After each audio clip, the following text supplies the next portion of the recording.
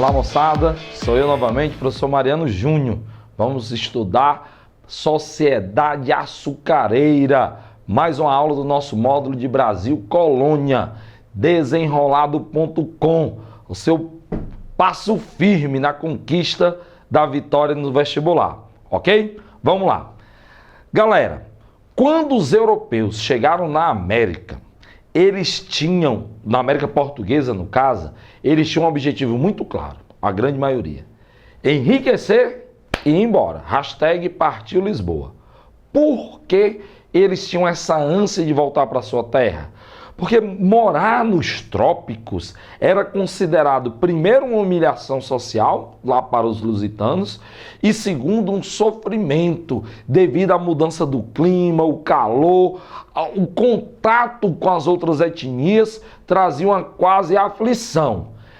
Porém, rapidamente, houve o fim dessa aflição em relação às outras etnias, e a mestiçagem está aí para provar isso. Lógico que sabemos que, infelizmente, uma parte dessa mestiçagem foi feita a partir da violência sexual contra as mulheres índias e mulheres africanas, mas também inúmeras relações consensuais aconteceram dentro dessa sociedade.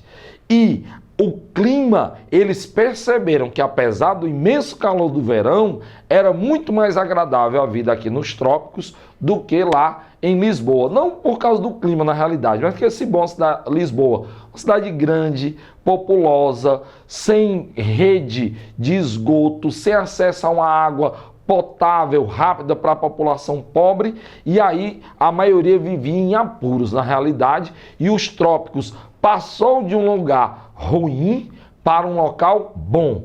A única coisa, na realidade, que eles consideravam boa aqui era a oportunidade de se ganhar dinheiro. No primeiro momento, houve uma certa intenção de transpor para a América o modelo social europeu. Baseado em quê? Nos títulos de nobreza. O clero está no primeiro estado, a nobreza no segundo e os camponeses no terceiro. Não deu certo aqui. Por que não deu certo? Porque a base social de trabalhadores será de quem? Será dos escravos. Escravos negros e escravos índios. Sim, escravos índios, principalmente no Sudeste. Na região que hoje é o Sudeste, na região de São Paulo. Na região Nordeste, até por volta de 1560, um pouco mais adiante, os índios ainda eram a maioria da mão de obra escrava.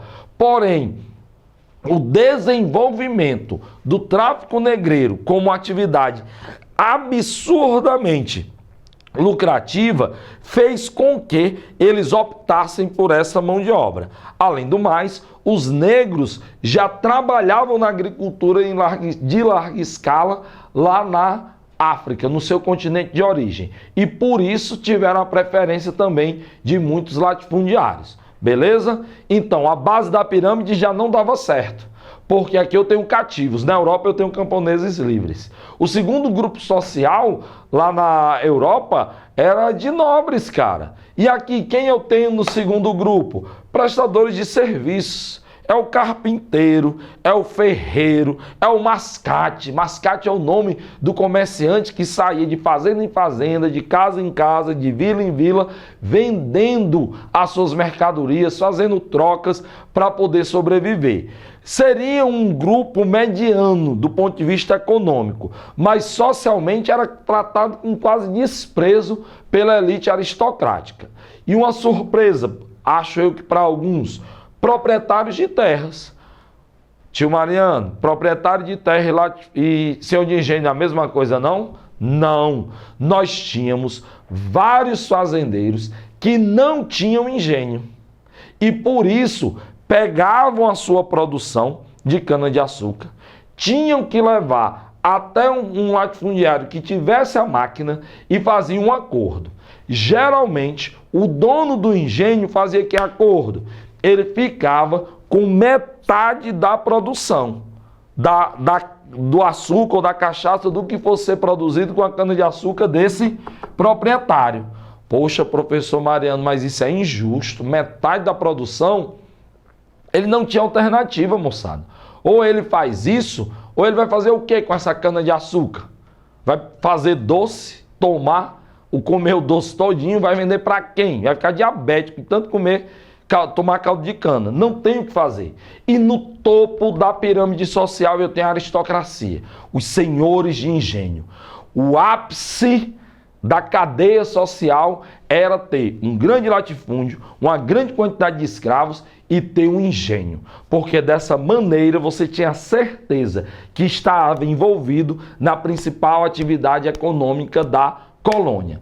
E estando nesse topo social, digamos assim, lógico que também, só um detalhe, não estou querendo dizer também que um proprietário de terra que perde metade da produção, ele era igual um carpinteiro, um ferreiro, de maneira alguma.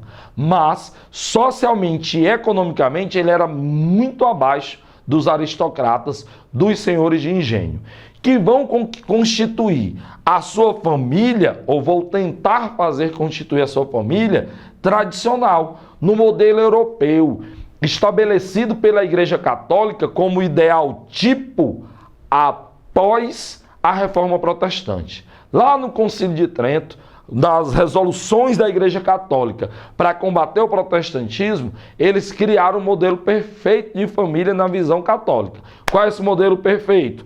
É uma família patriarcal, é uma família monogâmica, é uma família católica. E o pai e a mãe devem ser casados na igreja, porque era uma forma de controlar essa família. Sei que o casamento é um sacramento e tem todo um significado religioso, mas os sacramentos da Igreja Católica, além do ideal religioso, eles tinham uma ponta de controle social. Como assim? O cara casa na igreja, aí tem um filho, o filho é batizado na igreja, o menino faz 11 anos, o menino faz primeira comunhão, o menino faz 15 anos, 16 anos, faz a crisma. Depois dos 15, 16 anos, ele casa com 18 e aí começa o ciclo de novo. A Igreja Católica está sempre presente no cotidiano dessa família, fora a confissão, a participação na missa sagrada e assim por diante. Então, o patriarcalismo, a família monogâmica e a família católica, eles importaram da Europa. A sociedade semi-estamental. Por que eu não coloquei logo estamental, que não há mobilidade social? Porque havia. Era difícil? Era. Mas eu podia ter um comerciante desse grupo remediado que desenvolveria uma certa atividade e poderia dessa maneira ascender socialmente. Eu tenho um proprietário de terras que poderia fazer um empréstimo junto a bancos portugueses ou holandeses, comprar um engenho e virar um senhor de engenho. Então eu tenho uma possibilidade de ascensão social, mesmo que muito pequena. E é uma sociedade ruralizada. Tudo acontece na fazenda. É resolvido na casa grande, é na capela. A cidade ou as vilas eram um local de encontro para as grandes celebrações religiosas ou para as reuniões políticas nas câmaras municipais. Mas como eu comecei dizendo, isso é o ideal tipo, é a família tradicional. O que é que acontecia na maioria das vezes? Primeiro modelo familiar, que não era uma regra absoluta. Eu tenho famílias monogâmicas, mas eu tenho famílias poligâmicas também. Eu tenho maridos que tinham 2, 3 esposas, fossem eles brancos, mestiços, índios ou negros. Eu tenho famílias que não eram consideradas famílias de verdade, porque não se casaram na igreja. Casar na igreja nessa época era muito caro. Então as famílias que não tinham bens, o que é que faziam? Um homem e uma mulher, em comum acordo, passavam a viver juntos, obviamente com apoio de seus familiares, e aí constituíam uma família real, mas que a Igreja Católica dizia que não existia. Eram chamados amancebados. Estavam vivendo em pecado. E essa visão de que o casamento só é válido após a consagração religiosa, seja na Igreja Católica e no século XX e XXI na Igreja Protestante, perdurou até o final do século XX. Agora, no século XXI, é que essa ideia da oficialização religiosa vem sendo quebrada. Outra coisa que era muito comum, a família estendida. Vou mostrar aqui. Você tem um quadro de Jean Baptiste Debré, o cara que mais pintou o cotidiano do Brasil na nossa história. Você tem aqui uma família, você tem um quadro clássico, né, de questões de vestibular. Você tem a esposa, você tem o marido, você tem os negros ao redor. Os negros da casa grande, se fosse na fazenda, ou os negros que conviviam com seus donos nas áreas urbanas, moçada, eram como pessoas da família. Eram muitas vezes maltratados, açoitados, mas, por exemplo, se esse negro aqui quer casar, ele tem que pedir permissão aos donos. Se a negra quer casar, tem que pedir permissão aos donos. Não porque apenas são escravos, mas porque os proprietários têm que abençoar essa possível união. Era comum os senhores se apaixonarem pelas mulatas. Volto a enfatizar o que eu já disse. Havia violência sexual, mas havia a consensualidade.